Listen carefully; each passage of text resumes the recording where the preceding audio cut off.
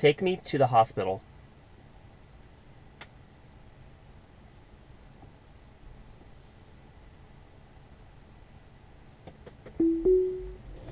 Okay, welcome back to Full Self-Driving Beta testing. This is version 10.9, and right now I'm trying to do kind of a practical drive from a residential area directly to the emergency room to kind of simulate to see if Full Self-Driving Beta is capable of taking you from a house to the emergency room. So the navigation is actually going to take us directly to the emergency room overhang and park us underneath, assuming this makes it there successfully. So right now, this is one of the hardest things we're going to be doing, is getting out on the road here. That creeping behavior we just saw there was uncomfortable for me, and especially for the other drivers, most likely. So I'm not giving it any gas. It's totally clear. And okay, now we're on the main road. So the current speed is 45, and I have an offset, so it's going up to 50, which is ridiculous. And it's going to hit this sign here. And it makes me nervous because cops will sit up there a lot of times. So I'm not super happy about that. It really needs to be aware that the upcoming speed is going to be 30. There's no reason to be crazy and go up to 50 only to slow down immediately. So it needs a little bit more foresight. Anyway, just for some commentary, it's been about 3 or 4 months, I think, since I've done any Full Self-Driving Beta videos. I've just kind of got out of the habit mostly. Still absolutely love testing Full Self-Driving. It's still, you know, an amazing experience to be able to test this software, even though it's gone out to a lot more people over the past few months. Version 10.9, I think, is probably the best version so far, which is good. They're moving in the correct direction.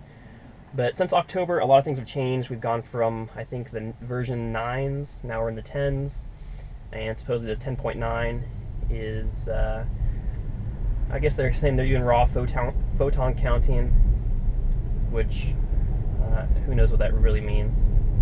Anyway, so far so good. Most of my disengagements anymore are just out of courtesy to other drivers and to help correct kind of awkward behavior. So an example up here is we need to get in the right-hand turn lane, but most likely it's going to wait about 100 feet. I would just flow in right here, but you can see it's going to turn on the turn signal and turn over here instead of just naturally flowing over. And that, if you have an aggressive driver behind you, they'll try to get over in that gap right away, which is not great. So good job on that turn there, kind of onto the more main road here. And then we're getting into this lane, since that lane ends, coming up there. So far so good. Looking ahead, this is pretty straightforward until we get to the terminal area of the hospital, where we have a roundabout, and then also the actual parking lot navigation to get to the overhang of the ER. The roundabout's probably going to be the biggest challenge just because of the way that it's painted. It has a solid white line that we essentially have to cross over to get to the exit of the roundabout. So we'll see how it behaves there. And my intention is, if it doesn't do it properly, I'm going to disengage with the steering wheel in order to flag the data and hopefully make that better. So I'm not just going to see what it does.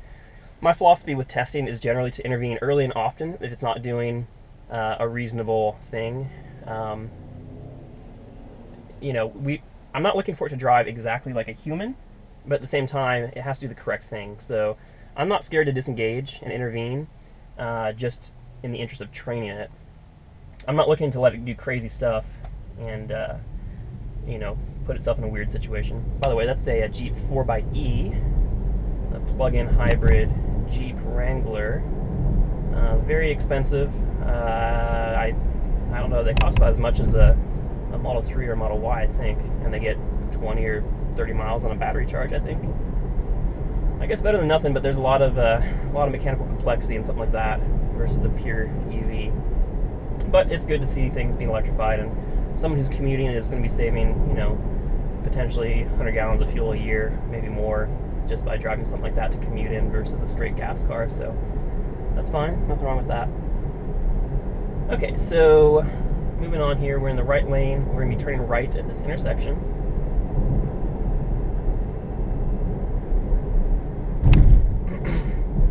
This should be relatively straightforward. Right turn, looks like this guy's going straight through, which means we're not going to have the opportunity to turn right on red, which ultimately makes this easier because the car doesn't have to creep out and look for a gap to take. I think it'd be more likely to fail if we were doing an unprotected right turn here. Especially if there's someone behind you. If there's no one behind me, I'm happy to just let it sit there and kind of awkwardly take its time. But when there's someone behind me, generally I'll tap the accelerator when it's clear to go, just to help coax it along. Okay, so here we have green. Should be a straightforward, simple right turn, which it handles decently. So this turned into 2 lanes. It seems like it kind of thought it was 1 lane. Went towards the left, came back towards the right. That was fine. There was no one behind us, didn't really interfere with anyone else, so I'm okay with that. Just not great. And see, this is a natural flow into the turn lane. I like that a lot compared to that previous one that we were talking about, where it stayed in the lane and then moved over. Okay, so green light, so that's good. Okay, here's the hospital, so we made it pretty close. So we need to be over here, and we do. There's a yield sign that's completely blocked, which is poor design.